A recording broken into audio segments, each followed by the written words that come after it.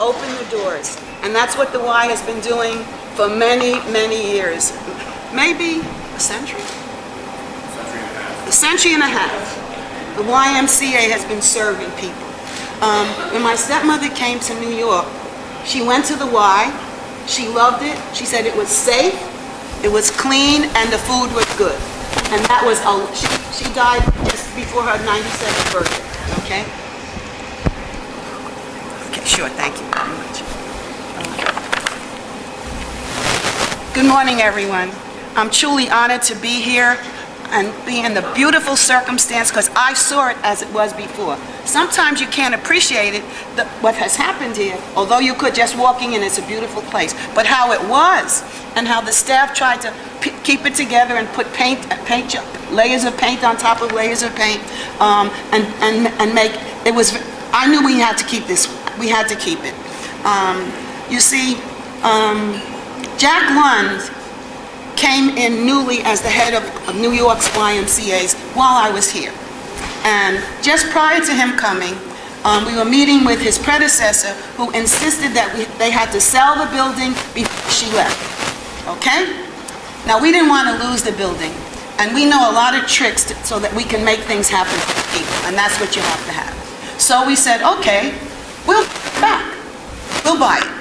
And we're going to pay the same amount of money that you paid that you are asking.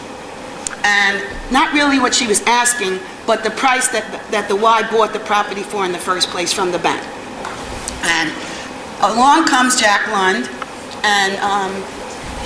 and he sat down and he was, well, we're going to do this at the Catalpa Y, and he was laying out some of his plans to us. We were so delighted to have him and hear what he had to say.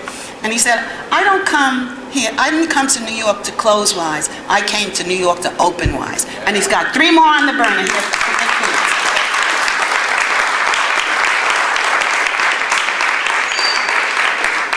And he hadn't known that Catalpa Y was bought by us.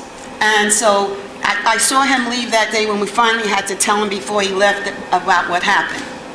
But thinking it, I didn't want to say what I had in my mind. I wanted to wait until he left, and so we could get together. My chief of staff is an expert with the budget and money. She's the best number cruncher in the whole city of New York. We're happy to have her. I said, Alex, suppose we give him the money back that he gave us, that we paid for the building, and that could be the beginning, because it was sold to us. And we were glad to sell it because we don't want anybody else to get hold of this building. There could be a co-op here or something else going on, or a supermarket, but instead it's a Y, which has been so helpful. And I'm not only a teacher, but I've done recreation work. I've taken courses in recreation because I had to do camps and stuff in the summertime. This is so important, both for adults and the children. And it's a bona fide institution, the YMCA. I'd like to also recognize Ms. Raina McGeevy, Chief Operating Officer. Where is she?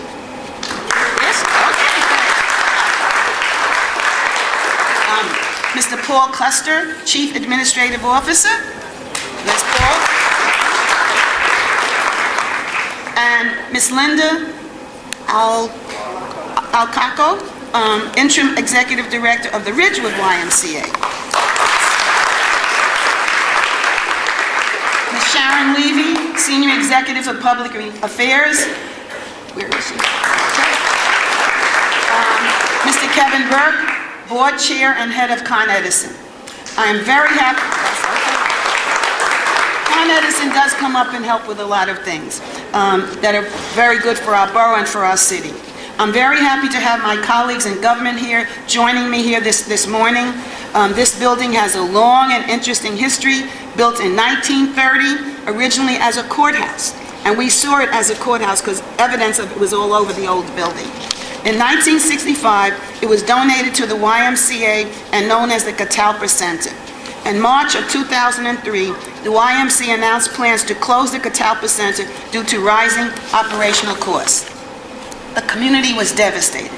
Jack Lund and I shared the same vision to rescue this facility along with Save the Y campaign, and it's worked. Joining us in this rescue were the New York City Council, the New York State Legislature, and members of both are here. Thankfully, we were able to save the YMCA. This project is a testimony to the Y's promise. We're here for good. reinforcing their commitment to the community today and for generations to come. Hi, Congressman. You weren't introduced, so I did. Okay. My commitment as your borough president, as well as the Greater New York City YMCA, has been the leading edge of a major capital program, which will include a new YMCA branch in the Rockaways as well. Ladies and gentlemen, look around. This facility is truly remarkable. There are over 21,000 square feet of space, of state-of-the-art program space, fitness equipment, multi-purpose, and new locker rooms. This is absolutely beautiful. Through my partnership with the YMCA, hundreds of young people will be cultivating their skills and relationships that will lead to positive behavior. I'm very grateful to all of you for allowing me to accomplish this mission together with you. Thank you for doing this. It's a wonderful addition to Queens.